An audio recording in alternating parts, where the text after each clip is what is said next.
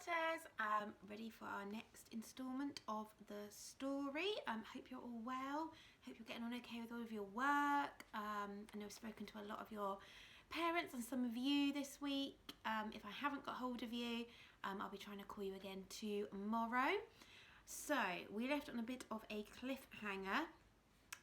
Miss Alston is in the bath, so Daisy and Hazel have gone through her bag, found a police badge, and now a letter from the police. So, sorry about that. We'll start. Dear Miss Livedon, you've been assigned to an undercover post at Fallingford House, home of Lord and Lady Hastings. You will pose as a governess to their young but not at all impressionable daughter, Daisy Wells, and secretary to Lord Hastings, and you are asked to watch the movements of Mr. Dennis Curtis, who will be arriving as a guest of Lady Hastings at an upcoming weekend party. Curtis is a notorious thief whose method seems to be to ingratiate himself with the lady of a large country house in order to gain access to the house's contents. After a brief visit, he leaves, and several priceless artifacts, usually including jewels, leave with him. We need you to catch him at it, to be blunt. You've been furnished with the appropriate references, but Lord Hastings is of a trusting disposition, and so you are not likely to be grilled on your life story. Nevertheless, the daughter is another matter, and so it would be advisable to be on your guard around her. The name of your letters of reference is Miss Lucy Alston. I wish you good luck, and will, of course, deny all knowledge of you if pressed. M. Young, but not at all impressionable, gasped Daisy. Hazel, look, I told you I was famous.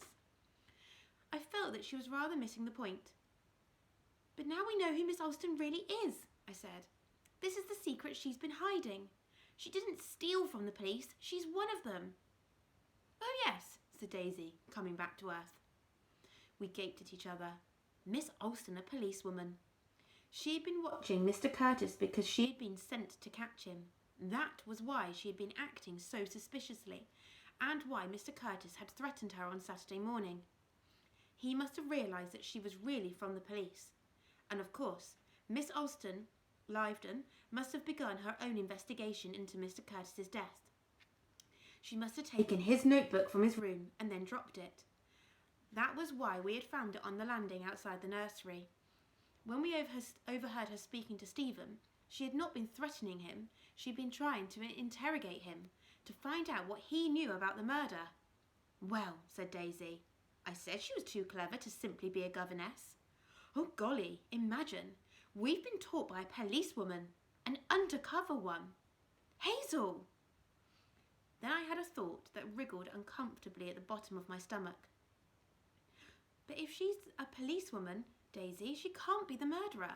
You aren't allowed to murder people, are you? Even when you're on undercover missions.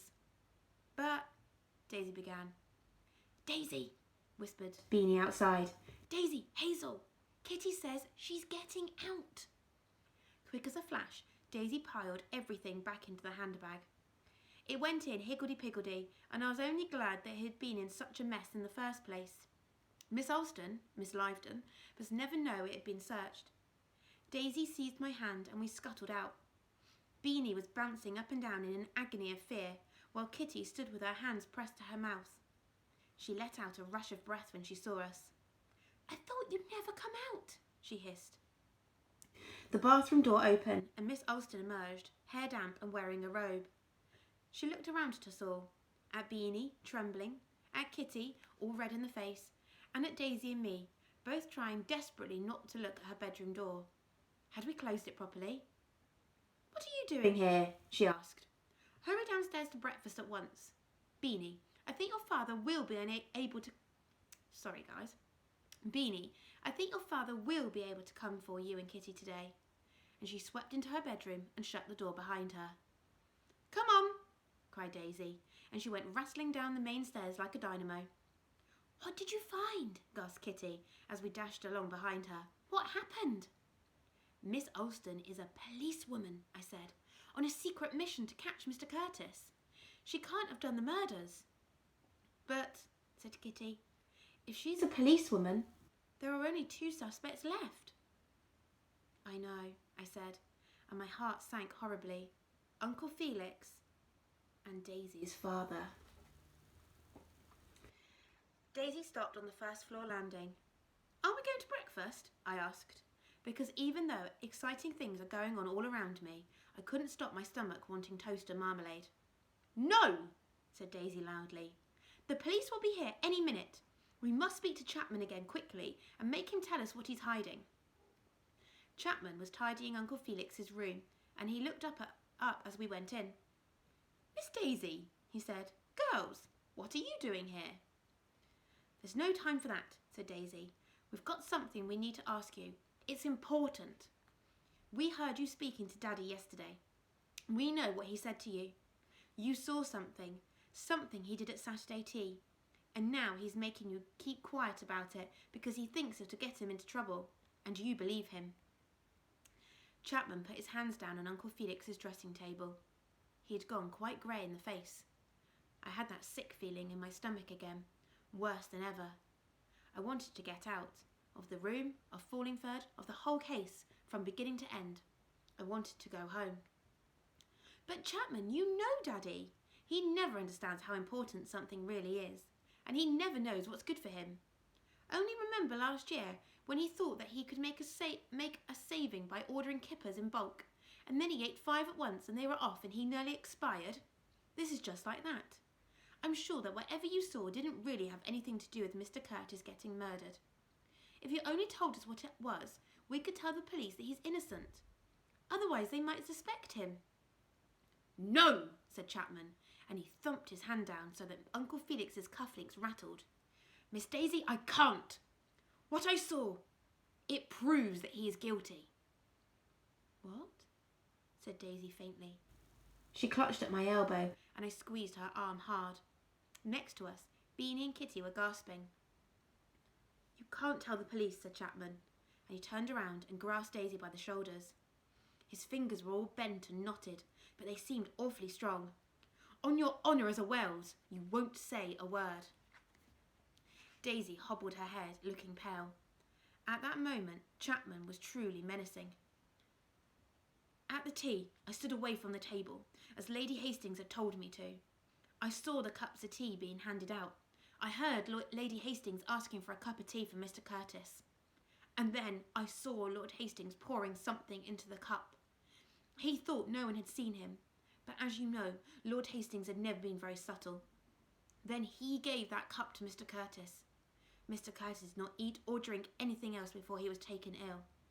Nothing else could have been to blame. The tea was fresh when it was handed to your father.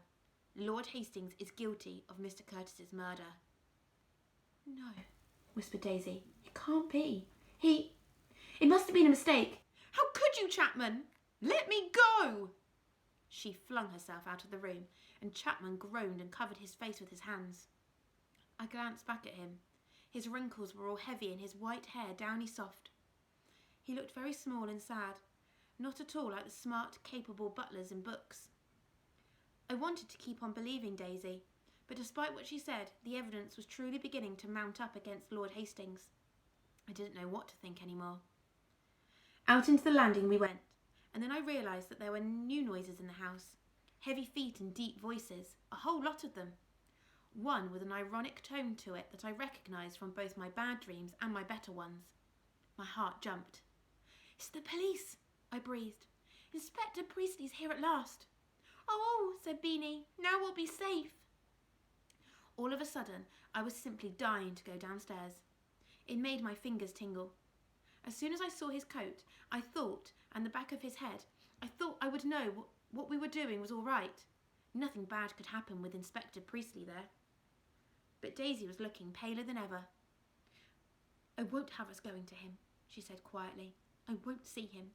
If we simply go running down to the hall and pour out everything to him, we shall look like a lot of silly schoolgirls.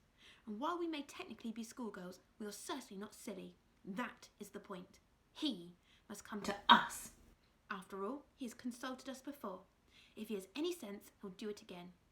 He knows who we are, and this time more than ever, we are important. This is my house and my detective society." "But Daisy," I said, "if we don't tell him what we found out so far, He'll work it out anyway. He's clever. That may be, said Daisy, but I just can't dob Daddy in as though he was anyone. You must see that, Hazel. I looked at her. The crease at the top of her nose was scrunched so deep that it looked as though she had cut it. There were 2 little spots of red on her cheeks, and she was biting her lips so hard it almost hurt me. All right, I said. We won't speak to Inspector Priestley.